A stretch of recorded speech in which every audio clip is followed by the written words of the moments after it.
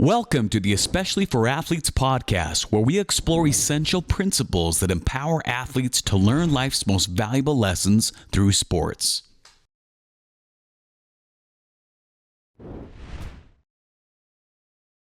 How are you, Dustin? Good, Shad. Good to see you, man. You too. So this week we're focusing on the principle of resilience, one of our core principles.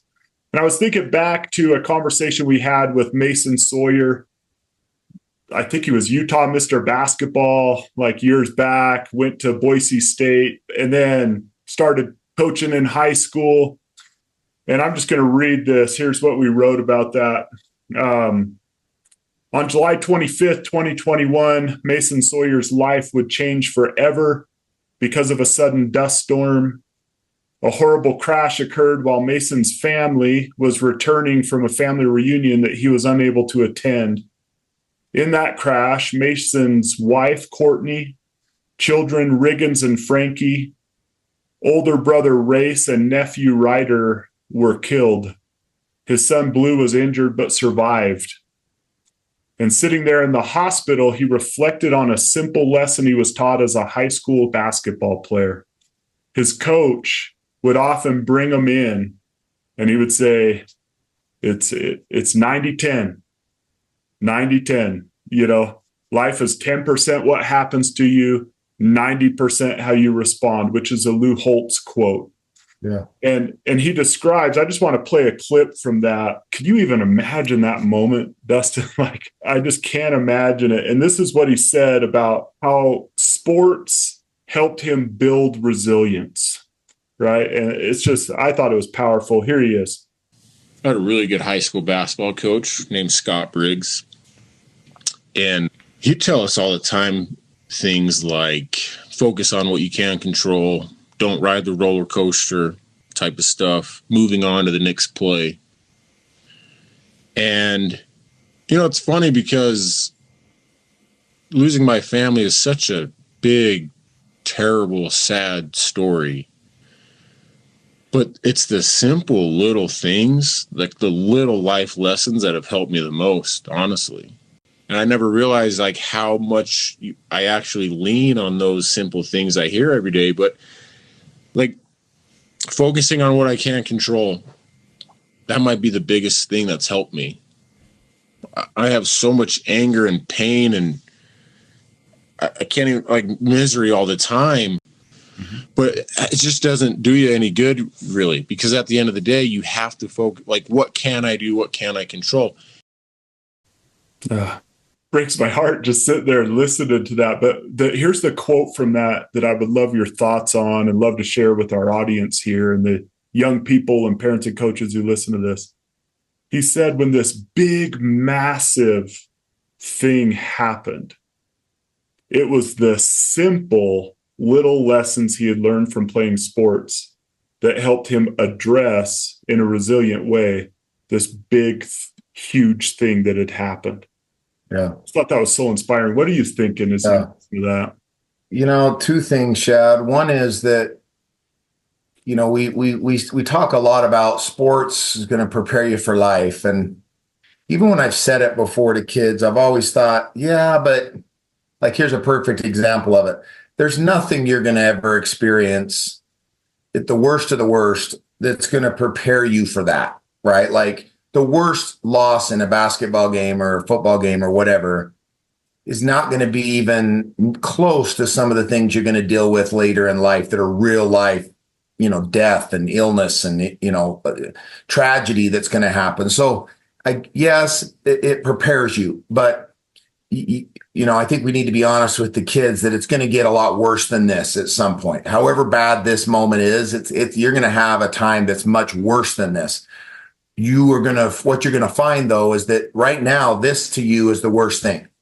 And that's the thing, it's all relative, I think, to where you're at in life, right? You and I can look back on things that happened to us when we were in high school or college or when our kids were young. And at the time, it was the biggest, worst thing to ever happen to us. Now we look back at it, having had other things, and realize, that really wasn't anywhere close to as bad as this other thing was, right? But it's showing the kids that you can get through this later in life, you're going to have something a little bit harder, but you'll be more mature and ready. And because of this little moment here, you've kind of put on the Teflon that you need to absorb the next thing, and you'll be okay. You'll get through it. It's going to take time. It's going to be hard. It's going to hurt, just like this loss or whatever this mistake you made in a game is. But you'll be able to go through. But the truth, or the key, is to be, I think, or totally truthful with them about the fact that it's going to suck. Like, you may not have what happened to Mason happen, but you're going to have some really, really, really crappy times, but you're going to get through them. You are going to get through them. Not you can get through them. They need to know that they're going to. You're going to do it because you've learned how to do it. You've got it in you. The other thing is that phrase, control what you can control. I've said it 1,000 times. You've said it. You hear it. You read it. People talk about it all the time. That's one of those phrases I'm starting to think more and more is becoming so cliche that, yes, it's true. But how do you not worry about the things you can't control? Like, I get it, but like in practicality, how do you do it? Right? Like, I'd be curious your thought. Like, and maybe we need to dig into this later or talk to a sports psychologist or somebody, but how do you actually not worry about something that you had no control over? Yeah. Dustin, that's a great question. I think sometimes we talk a lot philosophically, I'm talking the world, Sure. and say these cliche things, but how to do it. I honestly think there's a skill that could be developed here. It might be as simple as, if it's a big life thing, drawing a line down the middle of a paper. Yeah. Things I can't control, things I can. If it's in a moment, in a game, we've taught those three things that are always within our control: effort, attitude, and focus. I can control these things. And I think sometimes having a mantra in your mind for those in-game moments, whether that's in life or in a game, right, where you could just come back to, okay, this other team just went on a 10-0 run. What is within my control? Effort, attitude, focus. Let's go. Effort, attitude, focus. I'm just going to put my mind, focus on the play in front of me, focus on my effort, and I'm going to lift my teammate. But I think things like drawing a line down the middle of a page and just saying, I'm going through this really hard time right now, a breakup, whatever it might be that these young people are facing, or something as extreme as that Mason faced. If it's a big thing like that, I feel like that drawing a line down the paper, as cliche as that activity is, it's like, all right, just think of all the things going on in my mind, all the things I'm putting my emotion, effort to. What of those things are within my control, and what of those things are without? And I think sometimes it's called mindfulness. Yeah. Right? Taking a step out of your own mind and observing your mind. What are my thought processes? Which ones are toward things I can't control? Which ones are toward things I can control? And then spending that limited emotional energy capital that you have toward those things that matter. I think I don't know what you think of that, but. No, I love that. It reminded me of a book that I got about halfway through. And as you were talking, I'm like, I need to get back to that. But it was actually a Buddhist monk who had written some things. And that's what they believe. That's that religion believes in, this idea of mindfulness. And they're from what I was gathering of this book was just the idea that it's life. Like, it just happens. Like, it's all part of the deal. And there is no like good or bad, or it's just kind of life. It's just what. And so when stuff happens, instead of being like shocked by it, or, oh, I couldn't control that, or I could have controlled that, look, it happens. It's part of the process. Tomorrow the sun comes back up again, and good and bad is going to happen, and it's going to. And just kind of, to me, it's just, maybe there's the fact that we can't control anything. Yeah. Right. Like, even as hard as we try and stuff's just going to happen, and it's going to be part of life. And the only thing maybe that we can control is even attitude is hard when we say it. Right. Like, you can control your attitude. Okay. You tell me the person that's had something really bad happen to them and was happy. Yeah. 20 minutes later because they could control can you control your emotions, right? Like now effort, that one I think we have 100%. There's no reason why I can't still try hard.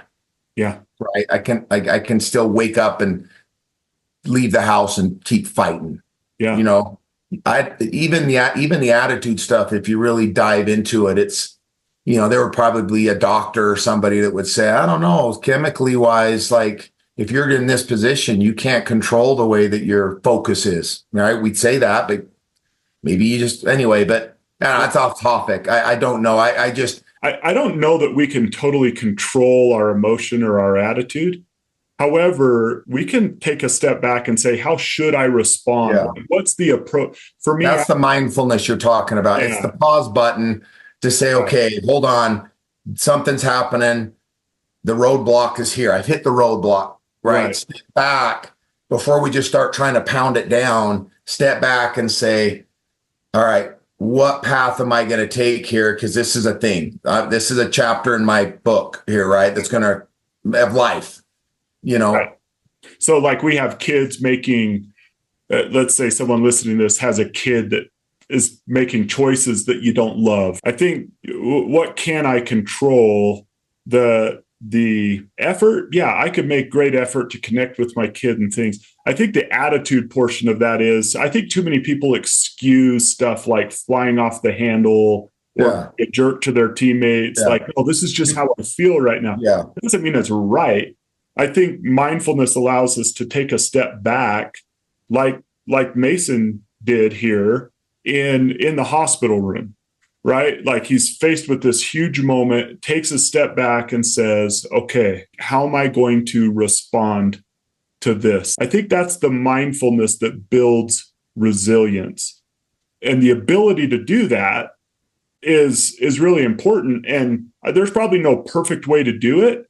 However, focusing on the way we respond to a given event is way healthier and builds resilience rather than becoming hyper-focused on the event that has happened. Yeah. You shared last month, and Ohio State used to have it up in their gym. Urban Meyer wrote it in his book, but E plus R equals O. Event plus response equals outcome. And that event is that 10% of the equation. The response is the 90% that will get us to where we want to be. Yeah. I just want to go one other little direction with this. I read something today that it's not like it annoyed me, but kind of you'll get it. But it says this: there's a 0.0296 chance that your child will become a professional athlete. There's a 0.0086 chance that your child will become a famous celebrity. There is 100% chance that your child is going to stand before Jesus. What are you focusing on? Now, here's the part. Someone wrote, I wish I could show this to parents of my young men's group who constantly prioritize sports over church activities. Now, you might think, what is Shad doing right now? Like, what's he even thinking? Why are you going this direction? I would just... I am thinking that. No, I'm just kidding. I would just propose this. Yeah. As Mason's experience here suggests, I think sometimes we don't give enough credit for what sports does for our children. And sometimes I was in a meeting where someone asked a similar question. The leader of our church stood up and said, sports are not our enemy. The question you should have is, how can I support the young person, not how can I help the young person support me in my calling? And I thought, wow, that's pretty profound. But I wrote this blog post, Dustin. I wrote it a long time ago. It went viral, was changed everything. But I just wanted to read it here to close our podcast. I think it's important in light of what Mason said here. The other night, someone asked me, why do you pay so much money for your girls to dance? Well, I have a confession to make. I don't pay for dance. So if I'm not paying for dance, what am I paying for? I pay for those moments when my daughters become so tired they want to quit, but instead choose to keep going. I pay for those days when my daughters come home from school and are too tired to go to dance, but go anyway.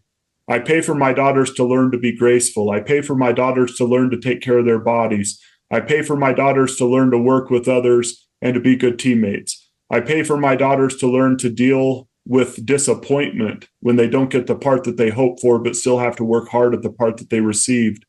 I pay for my daughters to learn to make and accomplish goals. I pay for my daughters to learn that it takes hours and hours of hard work and practice to create something beautiful, and that success does not happen overnight. I pay for the opportunity my daughters have had and will have to make lifelong friendships. I pay so that my daughters can be on a stage instead of in front of a screen. I could go on, but to be short, I don't pay for dance. I pay for the opportunities that dance provides my daughters. I pay for them to develop attributes that will serve them well throughout their lives and give them the opportunities to bless the lives of others.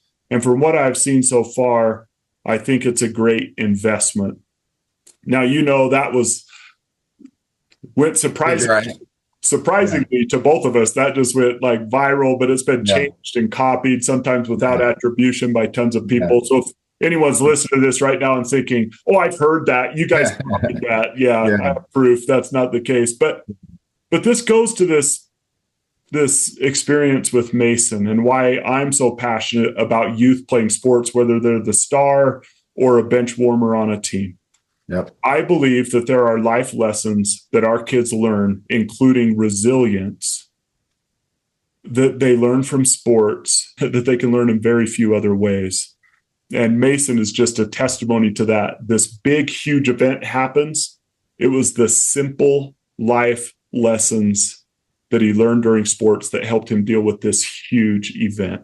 Any closing thoughts on this, Dustin? That just as parents, if we keep that in mind, as hard as it's going to be, I've beat this to death over the years, that we have to let our kids experience that so they can have that life lesson. It's hard to teach a kid if you worked really hard, learned how to work hard at a young age, working on a farm and whatever it is, and then you turn that into a work ethic, that you built a successful company and you live now in a super, rich area. Your son doesn't work on a farm. Your daughter doesn't work on a farm now. So how do you teach your son and daughter the things that you learned that helped you be what you are? One of the things that we had 20 years ago and 50 years ago and 100 years ago is sports. That's one thing that they still do. They learn how to work hard. They learn how to win. They learn how to lose. They learn how to work with others. They learn how to be criticized. They learn how to have to answer to somebody and be embarrassed. And these are things that if we let them learn those things and we don't step in and, allow them to enjoy the wins and allow them to enjoy the praise and the compliments, but when all the negative stuff happens, we swoop in and under the badge of parent, protect my child, don't allow them to have those things that someday later in life, when real life, punches them in the face, we want them to be ready for that. And so we have to allow them to do that. And that's our job as parents. It's really hard to step away and say, you know what, maybe back to the mindfulness, to step back and say, is this one of those moments, as hard as it might be for a bit, that my son or daughter is going to refer back to in 30 years from now when they're going through something and say, I learned I could get through it. And we have to be smart enough and mindful enough to say, yeah, this could be a teaching moment. I'm going to back away here as much as I want to get involved because I think I can fix the problem or help them avoid the pain, right? To sit back and say, no, maybe them feeling some of this and going through the process of figuring this out is a good thing in 30 years from now. That's seeing the big picture and not next week's game. Yeah. And next week's social media post, Yep. And that's why maybe that post that I read bothered me a little bit, is it's kind of looking myopically at sports. That sports is about scholarships and becoming famous and becoming playing. Right. And it's like, you miss it. Like, if that's the way parents are looking at this, they are missing it. And if that's the way people from the outside are looking at kids who play sports going, why in the world would you pay for all this? And why would you do all that? The most essential things are not it's sports. And it's like, that's true, but you're missing why most parents help their kids participate in sports is it's those life lessons, the building of resilience, the building of being a good teammate. That's the stuff that we should care most about.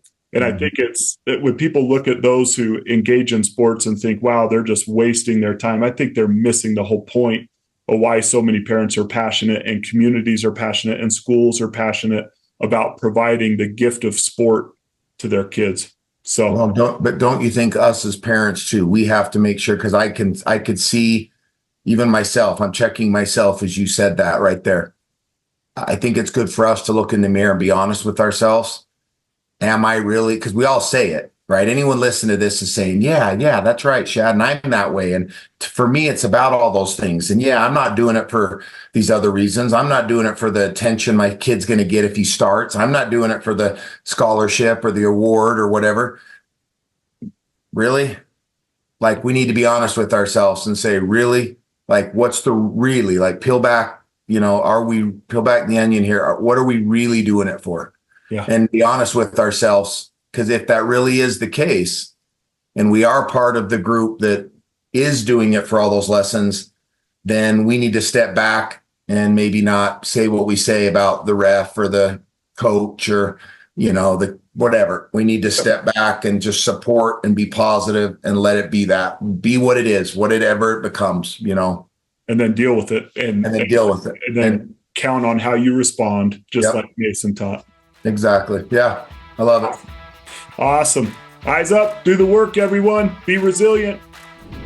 Thank you for joining the Especially for Athletes podcast. To learn more about Especially for Athletes organization, get a copy of our book, The Sportlight, or to bring our program to your team, school, business, or organization, visit us at especiallyforathletes.org.